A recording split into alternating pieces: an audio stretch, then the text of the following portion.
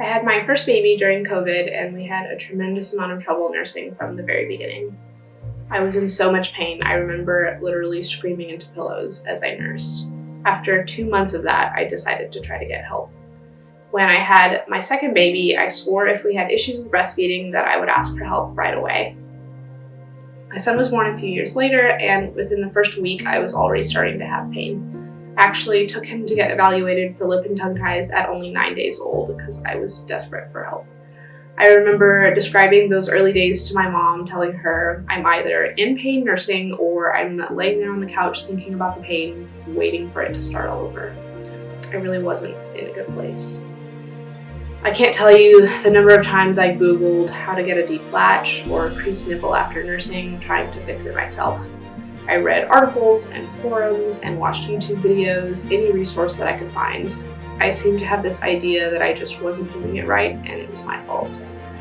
I finally admitted I needed help. I reached out to my pediatrician who connected me with Amber.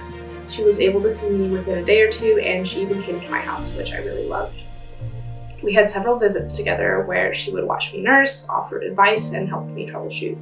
When she left, I would always tell my husband I'm so glad that she came. I joked that I wanted her to move in with me and stay at my house all the time.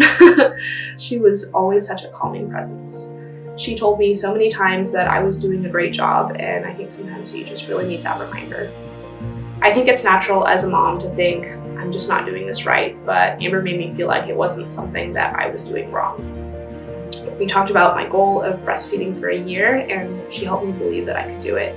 We were going to figure out a plan, and we were going to make it together. She had this huge wealth of knowledge about everything from positioning and latching to pumping and bottles. I wish every woman who had a baby had Amber. Each visit, she left me with an action list, which for my type A personality was very much needed. We laughed together and we cried together. Well, I cried. When she left, I always felt like, okay, I can do this. I can keep going. After a few visits, we figured out my son needed to be evaluated again for lip and tongue ties. She knew something wasn't quite right. Amber recommended us to a great place in Fort Worth where we had his lip, cheek, and tongue ties cut again. Amber worked with us through that healing. I was constantly texting her updates, telling her, here's how it went today. It felt so great to have her in my corner and know that she was always there for me. As my son healed from those ties being cut, I was finally nursing without pain. I had graduated, and I was actually kind of sad not to be seeing Amber regularly anymore. I remember standing in my kitchen, crying and hugging her, telling her how much she changed my life. I've actually had her back once or twice since then because I needed help with something different. She can't get rid of me that easily.